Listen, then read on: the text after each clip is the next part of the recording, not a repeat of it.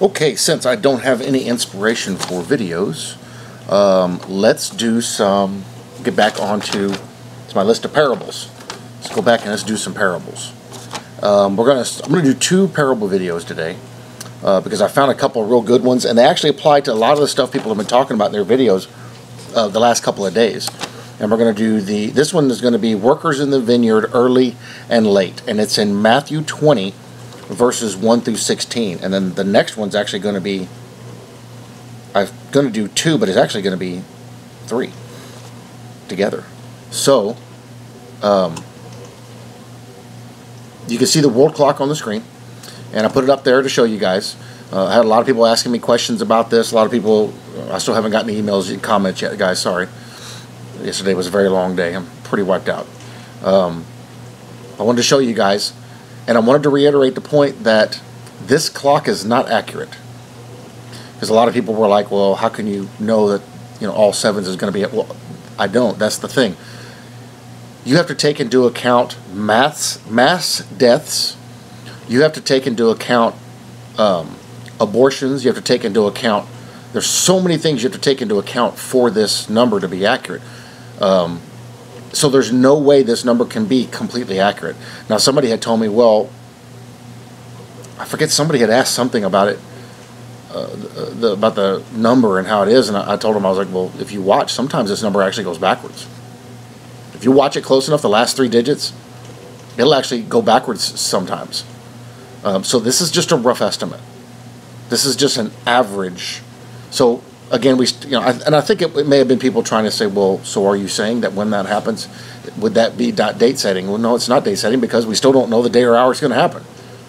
The thing is that this number may hit all 7s, but the population may not actually be at all 7s at that exact moment. It may happen after that, realistically. This number is just a representation of an average. So you can't take this number as gospel. It's just an average. I thought it'd be cool to do a live stream. I still have not figured out how to get it to work right yet. To do a live stream showing when this number would hit all 7s. That's a historical, monumental event. Our world's population has never been that high. So it's interesting. But as far as the rapture goes, we still don't know the day or hour. That's why all these people that got all bent out of shape, because they said that me and Matt and a couple other people were setting dates. None of us ever set a date. They set the date by supposing that what we were saying was what we were saying. And they're just trying to cause division, and they all got blocked. So now they can just watch videos and not comment. I'm not going to have this out again with people. This is ridiculous. They had to, Matt actually shared my video on the Facebook group, and they had to take it down because people were complaining. I don't know who it was. I'm glad I got them blocked already. So it's just nonsense. It's silliness. It's people being childish and not listening to what's being said. I never once pointed to a day. I never once said it was going to happen on this day. I didn't say it was going to happen before a certain day. I said it should, but it's, again, we don't know the day or hour. We just don't know. And it's not meant for us to know. It's not meant for it to be something that's going to be obvious. It's going to be just like that. Now, we know because we're watching, and we're finding things in the Bible that are pointing us to that. We're getting clues, and we're getting signs. We're getting dreams, visions. Have you noticed all the really good grace ministries are slowing down? All of them. Not just 1 or 2, all of them. And almost everybody's talking about, I got no inspiration for videos anymore.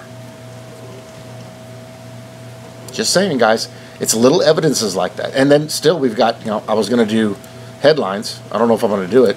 But there's stuff in here where Trump is talking about, it's still going to be a rough couple weeks. This next week or 2 is going to be rough. Yet other agencies are talking about it doing a turnaround and going back up after the 15th. Interesting little details. When you listen to the wording, it starts to give you clues of they know something. As bad as this is, why would it suddenly on the 15th of this month suddenly is going to turn and start going back the right way? That doesn't make sense. Why would they be able to pick a day that it's going to do that? Hello? They know something we don't know. They are privy to information we're not privy to. One of the big things, if you do enough research on it and dig into it, part of the reason probably why Al Gore is always up in the Antarctic, why nobody can go up to the Antarctic unless you're on a special team with special top secret security clearance, why they don't even allow flyovers over it anymore, why satellites don't go over it anymore. And you notice that when the ice started to pull back and they started seeing all them pyramids up there, how everything, now no pictures come out of it. You can't find any information on what's going on up there.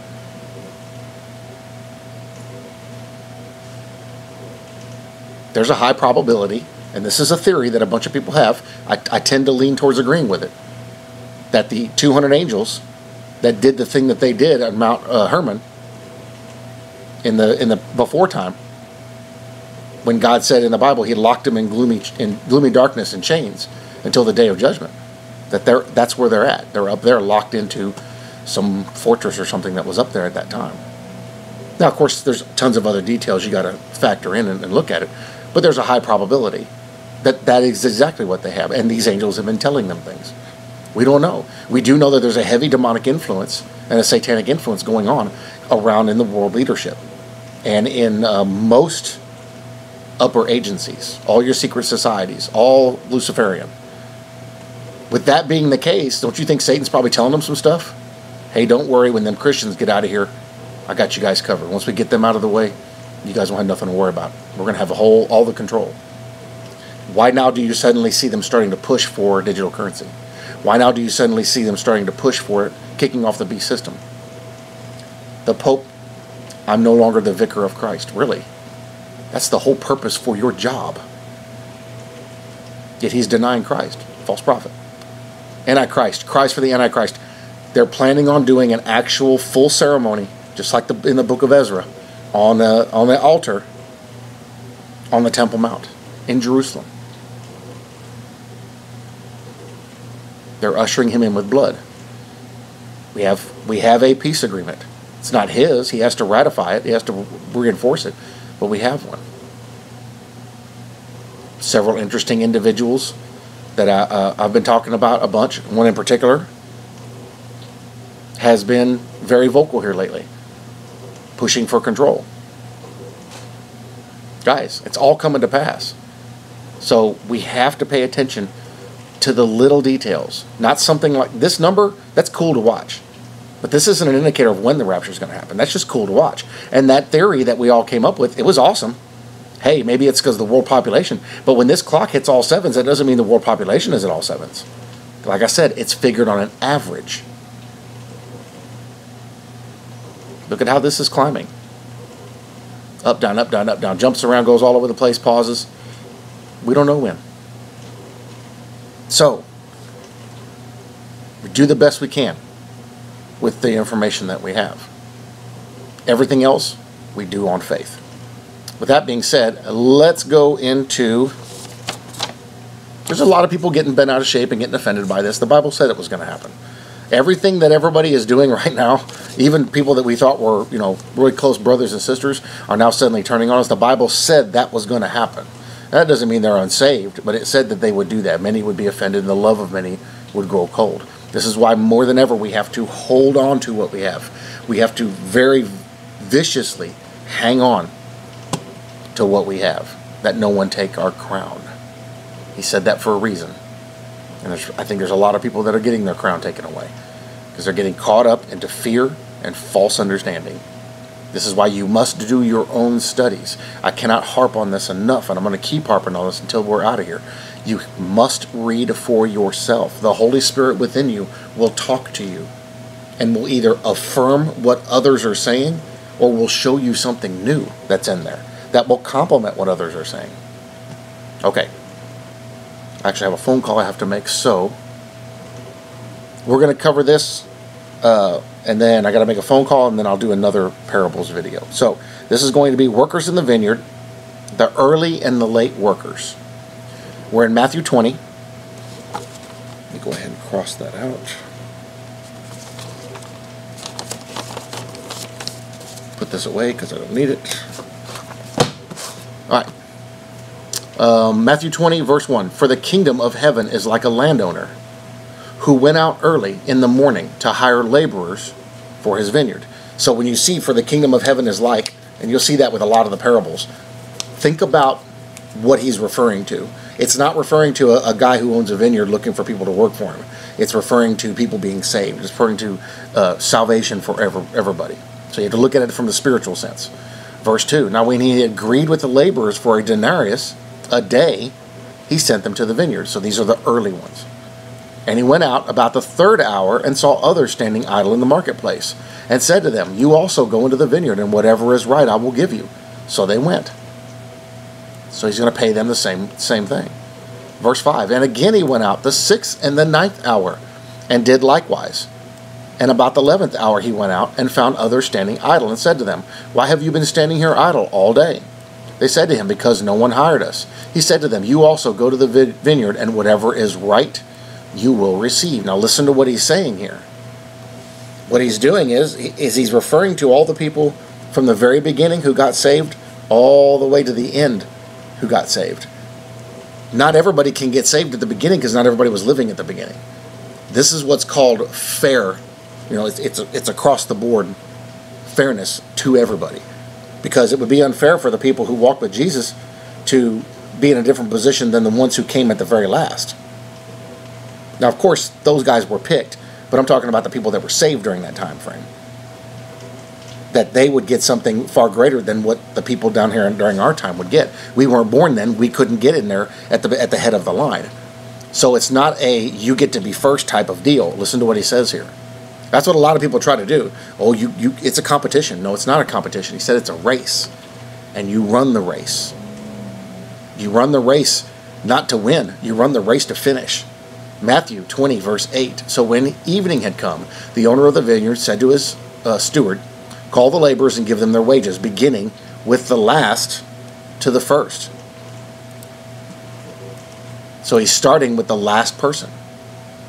Now, you know who the first ones were spiritually. First ones went way back. Way, way, way back. But he's going to start with the last ones, which would be us. Verse 9, and when those came who were hired about the 11th hour, they each received a denarius. But when the first came, they supposed that they would receive more, and they likewise received each a denarius. So you remember at the beginning of the parable, they agreed to work a day for a denarius. And when they had received it, they complained against the landowner, saying, these last men have worked only 1 hour, and you made them equal to us, who have borne the burden and the heat of the day. So you see what the allegory is here. These are the people at the beginning of the church. Did all the hard stuff. We got it good, guys. We don't have it like they did back then. These were the ones who started everything.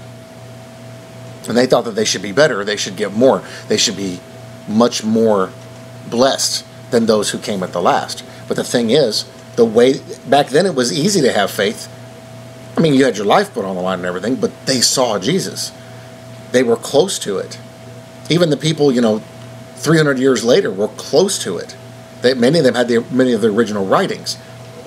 We've had 2,000 years separated from that situation. And this world teaches you not to have faith. Way more than that world did. This is a faithless world. Let's be honest about it. This world, there's no faith here. So how interesting is it when he says it? Was it harder for them back then, or was it harder now for us? We've got a lot more going against us because Satan's a lot stronger and has a lot more influence. But be that as it may, verse 13, but he answered one of them and said, friend, I am doing you no wrong. Did you not agree with me for a denarius? Count the cost. Take what is yours and go your way. I wish to give to this last man the same as to you. Is it not lawful for me to do what I wish with my own things? Or is your eye evil because I am good? So they may get upset about that, looking for something, thinking they should get something more. We have a lot of people on YouTube doing that. If you're not living by the 10 Commandments, you're no good. You're not getting nothing. You're going to be last. But you don't own the vineyard. God does. Jesus is the steward. They're the ones that set the price. They're the ones that make those decisions. They're the ones that divvy everything out fairly. What happened was fair because they made an agreement. 1 denarius. And he just laid that same agreement out across the board for all the other workers that came in, even the ones who came in and worked the last hour, doing basically cleanup. So verse 16, so the last will be first and the first last. For many are called, but few are chosen. This is another one of those verses that gets completely misunderstood and misinterpreted. Horribly misinterpreted. So the last will be first and the first last. For many are called, but few are chosen. There are people that are taking this verse saying, see, he's called a lot, but only few are chosen. You guys aren't ready. Y'all aren't good enough. This isn't about being good enough.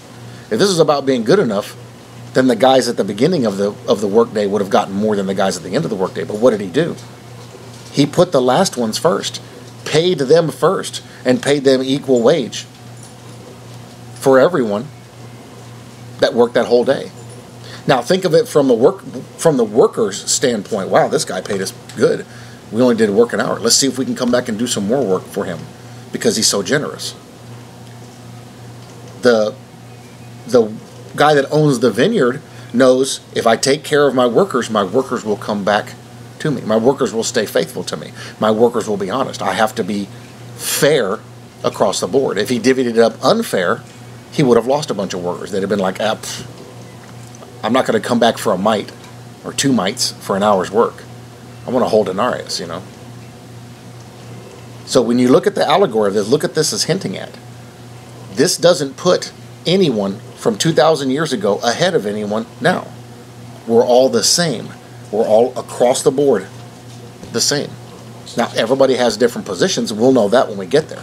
But we were chosen for those specific things. The apostles were chosen for their position. The disciples that came after that were chosen for their position.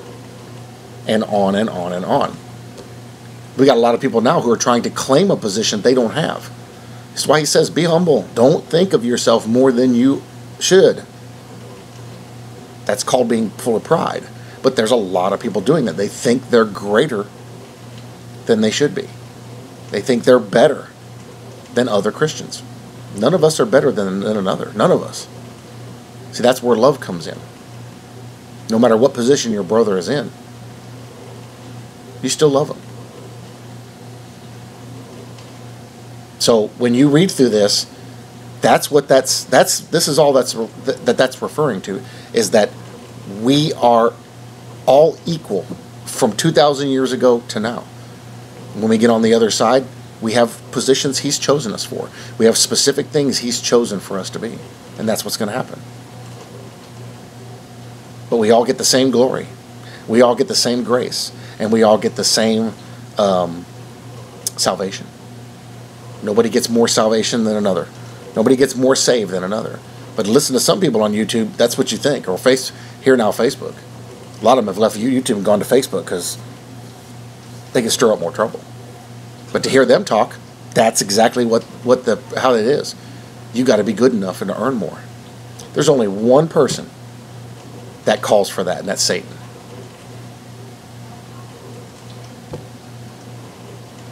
So that's what that's talking about. So let's go into the commentary, the bargaining spirit rebuked. This parable originated in Peter's question. He had seen the rich young man go away sorrowful. And you remember him, I did that parable. I think I did. I think I mentioned that in that parable. Hey, let me go do this. Let me go do, hey, what do I need to do to be perfect? Sell all you have and come follow me. And he had too much stuff. He was too attached to the world. Everything in the Bible has a meaning. He went away sorrowful because he could not meet the test which had been put to him. And he contrasted with that great refusal, the swift willingness with which he and his fellow apostles had left all to follow the Lord Jesus. Not everybody's called for this. This is one of the issues I have, and I'm going to show you something here in a minute. This is one of the issues I have with people nowadays calling themselves apostles. And there's a lot of them that think they're apostles. You are not an apostle. There's one qualification for being an apostle. I'm going to show you here in a second. Take care, said Jesus, or you're bargaining for the rewards of the kingdom. Your bargaining for the rewards of the kingdom will put you down among the lowest, while they who don't bargain will come out at the top. Remember don't take the best seat, take the lowest seat, and get invited to the first seat. That should make sense because that applies here. The last made no agreement. They came in at the 11th hour and were only too glad to take the vineyard path, leaving the vine owner to give what he thought right. The first agreed, taking care to strike a bargain of so much money for so much work, but they would have done better if they had left the payment to the grace of their employer. For this cause it is of faith, that it may be according to grace, to the end that the promise may be sure to all the seed. And that relates back to Romans 4:16, which says, therefore it is of faith that it might be according to grace, so that the promise might be sure to all the seed, not only to those who are of the law, but also to those who are of the faith of Abraham, who is the father of us all. So you see, now it's not about how good you are. It's not about how good you can be. It's not about following commandment. It's all about faith. Because that faith is a universal agreement, a universal understanding for salvation. Adding anything to that now puts you in a separate position. Now you've created your own position over here by yourself that nobody can get to because you made the rules for it. That's not godly, and that's not what God has chosen us for. Even the apostles, they joined with him because he was the Messiah. They were following him. They had no sense of what they were originally going to do till they found out. But during that 3.5 years, they made that decision. They walked in faith. That was their position. They were destined to start the church and die. They got everything set up, got everything going, and then they all got martyred. That was what their calling was for. Now, in our world, you apply that to our world now. Some people got it good. They live a good life. They're healthy. They're strong. Everything's fine. Some people live in poverty. Some people live in pain and suffering and struggling. Some people live in a place where they're martyred. Some people live in a place where they're beaten and tortured on a regular basis, where they're held down, get their Bibles taken away, set on fire. Everybody is called to something different. But that's according to his election. It doesn't make one better than another. That's according to his election. And when we get to heaven, we'll find out all these things. But there's hints to it here in the Bible. So again, it is all about faith. Walk in faith. Don't worry about what you're going to get. Don't worry about those crowns. Don't worry about those rewards. People are like, oh, I'm going to have a big old house full of gold. Don't worry about that stuff. That should be the least of your concentration. Your concentration should be on the Lord and fulfilling whatever ministry he's giving you. And I see a lot of people here doing YouTube videos that are not fulfilling a ministry. They're creating one. I didn't create a ministry. He pushed me to do this. I didn't create this. He did that. He gave this to me and pushed me. Hey, go do this. Okay. And I'm doing it. A lot of other people started ministries where they started out, I feel it on my heart to do this ministry. Okay. They went and did it. They're doing fantastic. Others created this. Oh, I see all them doing it. I'm going to go do it. A lot of them have shut their channels down. They couldn't take it. They created a ministry because they wanted what somebody else had. Just like what this parable says. So, don't worry about the position of another. Don't worry about the holiness or the righteousness of another or how much better another is. Don't worry about somebody who does more good works than you. Don't worry about that. We're being provided an entry into heaven. And it is merely on the fact that we walk in faith. I don't worry about doing good things for people. I've done a lot of good stuff for people around my life. I'm in a position now where I can barely do anything because my physical abilities, I'm dying from yesterday. I sweated through 3 t-shirts yesterday. No, 2. Don't worry about what you want to do. Worry about what he is doing in you. He'll lead you to those opportunities to go and bless people. He'll lead you to those situations where you can be a benefit to somebody. He'll lead you to all of that. You don't have to push it. He'll get you there. And he uses everybody differently. The Bible even talks about that. There's ministries of giving. There's ministries of singing. There's ministries of medical help or caring for someone. You know, everybody's got something different that they do. And that's their ministry. And they're blessed in that ministry. Stay in your lane. Don't go outside what you've been given. Mine is this right here. I don't do anything more than this. I don't try to get into anything else. I just let the Spirit lead me to what to do. And it's been fantastic. And this is my ministry. My ministry is different than other people's ministries. But when ministries join together and work together, they benefit each other. And all of us, our little group that we have, where we've all pulled together, all our ministries are doing fantastic because we're all building off of each other and blessing and building each other up. We're helping each other on different Bible passages, showing our perspectives. Me and Diamond Justification go back and forth all the time. In fact, here when I'm done with this video, me and Wackadoodle Simone are going to have a conversation. And we work these things out. But it's a blessing to each one of us to build up the body of Christ. That's our ministry. That's the way it's supposed to work. Not about you're going to get something more than someone else. I can honestly tell you, it would be cool to have a big old crown. It'd be cool to have a big old mansion full of gold. That's not why I'm going to heaven. And if given the opportunity, I'll give it all back. Lord, I just want to stand by your side. That would suit me just fine.